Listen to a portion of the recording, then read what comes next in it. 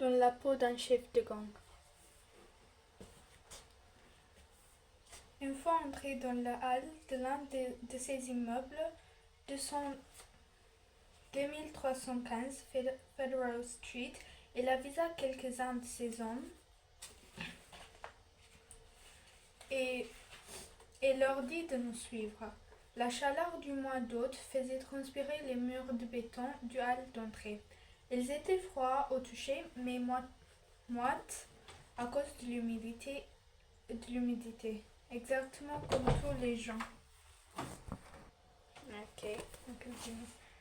La chaleur du mois d'août faisait transpirer les murs de béton du hall d'entrée. Ils étaient froids au toucher, mais moites à cause de l'humidité, exactement comme tous les gens qui traînaient par là. Je commence toujours par les cages d'escalier, dit Jetty. Il y en avait 3 par immeuble, une sur chaque côté des bâtiments et une qui montait au milieu près de l'ascenseur. Et en général, j'ai mes hommes avec moi, au cas où. Et en général, j'ai mes hommes avec moi, au cas où. Il me fit un clin d'œil, comme si j'étais censé savoir ce que au cas où signifiait. Je n'en savais rien, mais je ne relevais pas. Les hommes de main délicieusement vêtus de survêtements baggy et portant des colliers scintillants bon marché avançaient silencieusement à environ 1,50 m derrière nous. On a commencé à monter. Il n'était que 11 heures, un jour de semaine, mais déjà l'immeuble était rempli de monde qui traînait, fumait et buvait dans les cages d'escalier et sur les paliers. Très faiblement éclairé et sans aucun système d'aération, l'odeur y était infecte. Il y avait des flaques par terre dont j'étais heureux de ne pas connaître la provenance. Les marches elles-mêmes étaient dangereuses. Leurs arêtes en métal se décrochaient ou n'existaient déjà plus. Les arêtes en métal se décrochaient ou n'existaient déjà plus. Qui étaient tous ces gens? Tout ce que nous croisions semblait connaître. Tout ce que nous croisions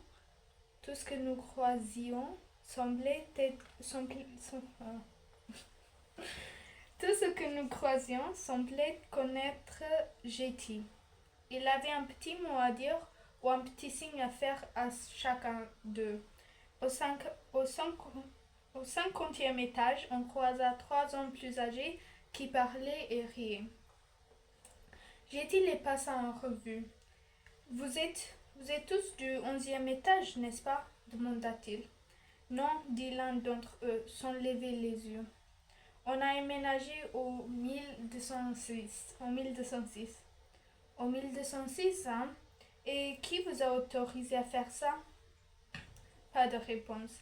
Vous devez payer si vous êtes au 1206 parce que vous êtes censé être au 1102, n'est-ce pas? Je dis 11-2. Les hommes tripotaient leurs canettes de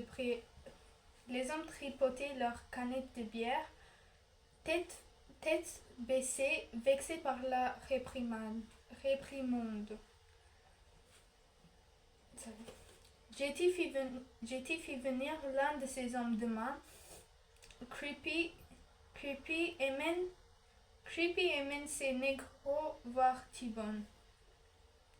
T-Bone était un ami proche de Jetty, mais aussi l'un de ses supérieurs. Quand on a repris notre ascension, j'ai demandé à Jetty ce qui venait de se passer. Des squatteurs, dit-il. Tu vois, beaucoup de gens ici n'ont pas de bail. B-A-I-L. Bail. Ok. Ils traînaient dans les escaliers parce qu'il fait trop froid dehors. Ils ont juste besoin d'un endroit sûr. Peut-être qu'ils fuient la police ou qu'ils doivent qu'ils doivent de l'argent à quelqu'un. On leur offre notre protection. Parfois ils dérapent, mais la plupart sont plutôt calmes. Le gang protège les squatteurs. Oui, personne ne les émerde ici. Je me charge de ça. Mais on ne peut pas garder 2 millions de ces négros, alors il faut qu'on surveille. Ils le payent. Dans l'escalier, nous croisions parfois une femme plus âgée vêtue de la veste bleue de la patrouille des locataires. Elles étaient une dizaine dans chaque immeuble. Une dizaine. Elles étaient une dizaine dans chaque immeuble. Elles s'assurent que les personnes âgées vont bien et ça nous arrive de les aider. À l'approche du deuxième étage, Jetty s'arrêta devant une femme de la patrouille, courbée au-dessus d'un homme qui se tortillait sur le sol. Bonjour, Madame Isley, dit Jetty. L'homme avait l'air de se réveiller. Il sentait le vomi et visiblement il souffrait. Il était allongé juste à côté de la pièce où se trouvait l'incinérateur d'ordures et l'ordure que dégageait la poubelle était infecte. Il est en pleine descente, dit Mrs. Il est en pleine descente, dit Miss Isley à Jetty. Il dit que quelqu'un lui a vendu un sale truc. Fit Jetty d'un air désapprobateur.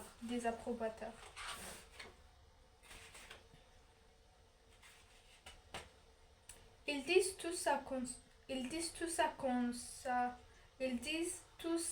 ça tourne mal. C'est toujours notre faute. Est-ce que quelqu'un de tes gardes peut l'emmener au centre médical?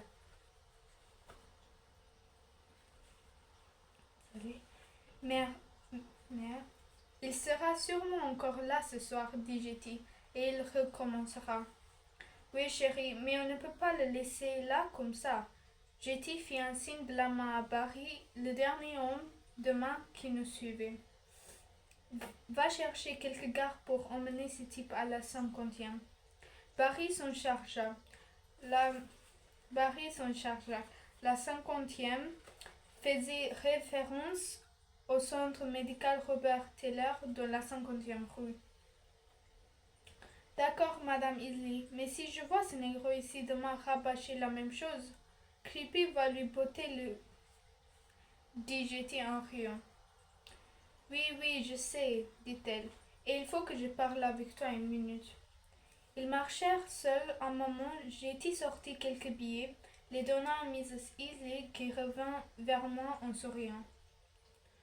Merci pour ça, chérie. Les enfants vont être très contents, cria-t-elle à Jetty en descendant l'escalier. Je suivis Jetty sur ce qu'on appelait le dernier balcon. Le corridor qui longeait l'extérieur des immeubles de la cité et donnait accès aux appartements. C'était en fait une coursive extérieure exposée aux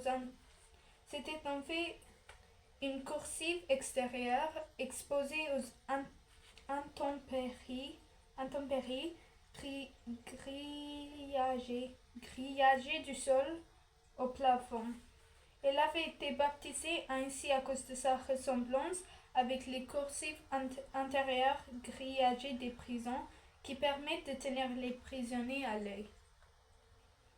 On s'est penché au-dessus de la balustrade.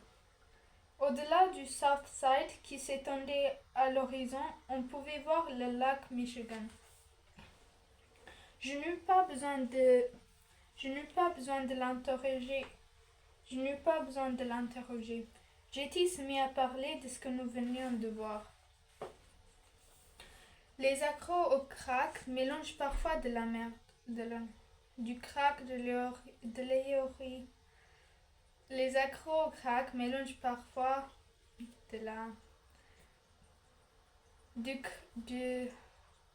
Les accros au crack mélangent parfois de la du, du crack, de l'héroïne, de l'alcool, des médicaments.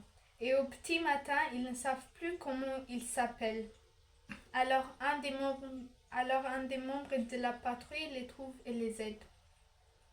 Pourquoi est-ce que tu n'appelles pas simplement une ambulance du monde du jeu? Jetty me regarda d'un air sceptique.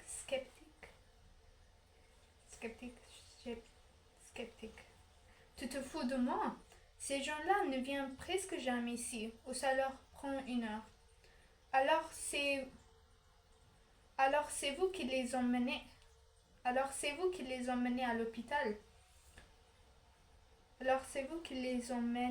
l'hôpital. Eh bien, je préférerais que mes gars fassent que dalle pour eux. Mais de temps en temps, faut croire qu'ils me font de la peine. Mais c'est Creepy qui prend la décision. C'est lui qui gère la cage d'escalier. En général, ça dépend de lui, mais là, je rends service à Mrs. Isley. Jetty m'expliqua que les cages d'escalier étaient les seuls endroits publics dans l'immeuble où le gang autorisait les squatteurs à se réunir. Ces endroits étaient ainsi devenus une zone où les toxicos et les SDF venaient systématiquement traîner. Les hommes de main de Jetty qui travaillaient par équipe devaient chacun leur tour veiller à ce qu'aucune bagarre n'éclate dans ces zones. C'est un sale boulot, me dit Jetty en riant. Mais c'est comme ça qu'ils apprennent à gérer les négros. Ils apprennent à être durs avec eux. Le gang ne demandait pas grand-chose aux squatteurs en échange de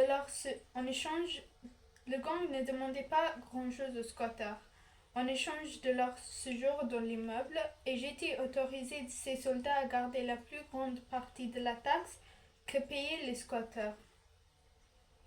Étant donné qu'ils occupaient le plus bas niveau de l'échelle dans la hiérarchie du gang et qu'ils n'avaient même pas encore le droit de vendre de la drogue, c'était l'un des seuls moyens pour eux de gagner un peu d'argent.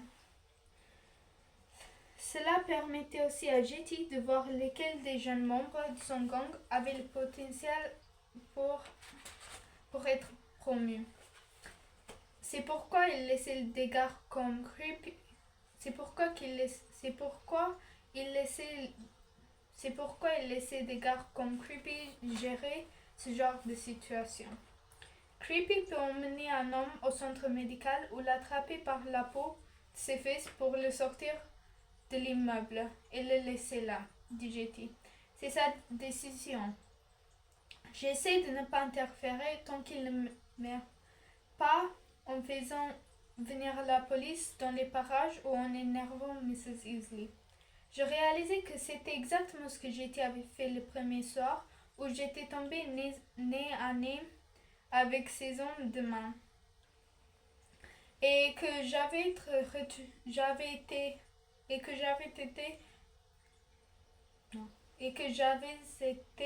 retenue toute la nuit dans la cage étrangère. Était-il resté calme? Avait-il posé les bonnes questions? Où était-il sorti de leur gonde en faisant des choses qui pouvaient attirer l'attention des locataires et de la police? Alors, qu'est-ce qui s'est passé avec Miss Isley? demandai-je. Tu veux dire pourquoi je lui ai donné de l'argent? dit Jetty. C'est ça ce que tu veux savoir, n'est-ce pas? Je hochai la tête, un peu gênée qu'il puisse lire aussi facilement entre les lignes de mes questions indirectes. La patrouille des locataires gère les goûters d'enfants après l'école et achète des fournitures scolaires. Je leur donne de l'argent pour ça, comme ça ils me lâchent la grappe. C'était la première fois que j'étais parlé de négociations avec les locataires qui n'appréciaient pas forcément le comportement de son gang. J'ai demandé ce que Miss Isley pouvait ne pas aimer de son gang. Je ne dirais pas qu'elle ne nous aime pas, dit-il. Elle veut juste être sûre que les enfants peuvent se balader dans le coin sans risque. Et elle veut que ce soit un endroit sûr pour les femmes. Beaucoup de ces drogués cherchent aussi le sexe et ils battent les femmes. Ça devient chaud ici la nuit, alors on essaie de maintenir le calme. C'est à peu près tout. C'est à peu près tout. On les aide juste à maintenir la paix, tu vois. Alors, alors elle vous laisse faire ce que vous voulez tant que vous l'aidez à gérer les gens qui font de problèmes. C'est donnant, donnant. C'est donnant, donnant. Rien de ce que vous faites ne la met hors d'elle. Nous maintenons la paix, c'est tout. Nous maintenons la paix, c'est tout, marmonna-t-il, puis il partit. Lorsque j'ai dit parler de cette façon un peu vague, je comprenais qu'il fallait que j'arrête de poser des questions. Parfois, il pouvait être extraordinairement ouvert sur sa vie et son commerce. D'autres fois, il donnait des réponses évasives ou détournées. J'avais appris à vivre avec ça. On a continué notre ascension jusqu'au dernier étage, le 16e. Je suivis Jetty dans le couloir jusqu'à un appartement sans porte. Jetty demanda aux soldats qui nous escortaient de se tenir au garde. Jetty demanda aux soldats qui nous escortaient de se tenir au garde à vous à l'extérieur. Le jeune homme hocha la tête en signe d'obéissance. En suivant Jetty à l'intérieur, je fus frappé par l'odeur toxique du vomi. En suivant Jetty à l'intérieur, je fus frappé par l'odeur toxique du vomi, de l'urine et du crack brûlé. Il faisait si sombre que j'y voyais à peine. Il y avait des matelas un peu partout, jonchés de piles de linge sale et des emballages de fast-food. Les trous dans les murs avaient été bouchés avec des chiffons pour empêcher les rats d'entrer. Soudir, viens par ici, cria Jetty. Je suivis la faible lumière qui venait du fond de l'appartement. Tu vois ça, dit-il, en montrant une rangée de réfrigérateurs défoncés. C'est ici que les squatteurs rangent leur nourriture. Chaque réfrigérateur était ceint d'une lourde chaîne avec cadenas. Où se procurent-ils les réfrigérateurs demandai-je. Au service du logement, dit Jetty. Au service du logement, dit Jetty en riant. Les dirigeants du CHA vendent les réfrigérateurs aux squatteurs pour quelques billets au lieu de les récupérer pour les faire réparer. Tout le monde est mouillé. Tout le monde est mouillé. C'est quelque chose que tu vas apprendre. Tout le monde est mouillé. C'est quelque chose que tu vas apprendre sur les cités. Jetty m'expliqua que cet appartement était un squat régulier. Ce qui signifiait que les gens qui dormaient là payaient un loyer au gang et qu'ils étaient donc autorisés à y garder de la nourriture et des vêtements. 10 personnes vivaient dans l'appartement. Leur chef était un squatteur nommé Sinot qui faisait partie de la communauté depuis plus de 20 ans. Son rôle était d'examiner la situation des squatteurs qui voulaient s'installer, de les aider à trouver de la nourriture et un abri. Son rôle était d'examiner la situation des squatteurs qui voulaient s'installer, de les aider à trouver de la nourriture et un abri et de s'assurer qu'ils suivraient les règles imposées par Jetty. On le laisse diriger les choses à l'intérieur, dit Jetty, tant qu'il nous paye et qu'il fait ce qu'on lui dit. Il y avait d'autres squats moins stables dans l'immeuble, expliqua Jetty. On a beaucoup d'appartements qui ne servent On a beaucoup d'appartements qui ne servent en gros qu'aux putes et aux toxicants. Ils se défoncent, passent quelques nuits là et s'en vont. C'est eux qui finissent par créer des problèmes ici. C'est là que la police pointe, alors on doit être ferme avec eux. Je suis sortie du squat et m'assis dans le couloir, enfin libre de prendre une bouffée. Je suis sortie du squat et m'assis dans le couloir, enfin libre de prendre une bouffée d'air pur. J'étais bouleversée par toutes les choses que je venais d'apprendre. J'ai dit à Jetty que j'avais besoin d'une pause. Il sourit, semblant avoir compris, et me dit qu'il examinerait les autres immeubles tout seul. Alors que je commençais à protester par crainte de ne pas avoir cette chance 2 fois, j'ai lu dans mes pensées. N'ayez pas peur, monsieur le professeur. Je fais ça toutes les semaines. Oui, t'as raison, dis-je. Je suis explosé. Oui, t'as raison, dis-je. Oui, t'as raison, dis-je. Je suis explosé. Je te retrouve à ton appart. Il faut que j'écrive un peu tout ça. Mon sang se glaça lorsque je réalisai ce que je venais de dire. Je n'avais jamais clairement dit à Jetty que je prenais des notes sur toutes nos conversations. J'attendais toujours que nous nous soyons séparés avant d'écrire ce qui avait transpiré de notre entrevue. Soudain, je craignais qu'il repense à tout ce que nous venions de voir et dire, y compris concernant les activités illégales, et qu'il m'empêche de continuer. Mais il ne s'y l'a même pas. Et gamin, ramène Soudir chez maman, dit-il, au jeune homme qui était au garde-à-vous à l'extérieur du squat. Je serai là-bas dans 1 heure. Je descendis en silence les 16 étages, puis retournai chez Mrs. May. Les ascenseurs de Robert Taylor marchaient au mieux 1 fois sur 2, donc les seuls qui prenaient la peine de les attendre étaient les personnes âgées et les femmes accompagnées de jeunes enfants. Mon escorte m'accompagna jusqu'à la porte de Mrs. May sans dire un mot. J'avais tendance à ne jamais rien dire aux hommes de main, puisqu'ils ne m'adressaient jamais la parole. Je me disais qu'on leur avait probablement demandé de ne pas le faire. Je finis assis à la table du salon de Miss May à rédiger mes notes. En peu de temps, l'appartement était devenu l'endroit où je me rendais chaque fois que j'avais besoin d'une pause ou que je voulais écrire un peu sur mon travail de terrain.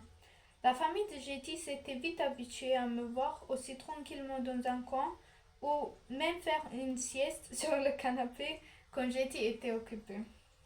L'ambiance de l'appartement était paisible, mais parfois elle pouvait être très mouvementée.